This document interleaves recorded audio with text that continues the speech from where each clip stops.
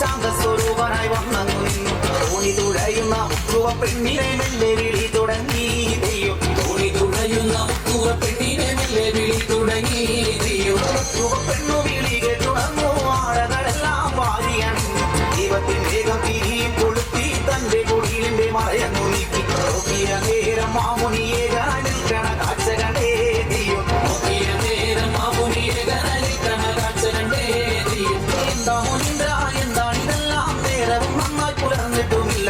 കാളിന്തിയാകെ കലങ്ങി മറിഞ്ഞു. തോണി ഇറക്കാൻ പറ്റില്ല സ്വാമി. അങ്ങു കിഴക്കായി അർക്കനുദിക്കും അപ്പോഴേ പോയിടാം ദൈവം. അങ്ങു കിഴക്കായി അർക്കനുദിക്കും അപ്പോഴേ പോയിടാം ദൈവം. അർക്കനുദിക്കും അക്കരകെത്തണം. പൂജാതി കർമ്മങ്ങളൊക്കെ നടത്തണം. പൂജ മുടങ്ങിയ ശാപം അതുണ്ടാകും. ശാപത്തെ നീയും വരുത്തി വയ്ക്കല്ലേ.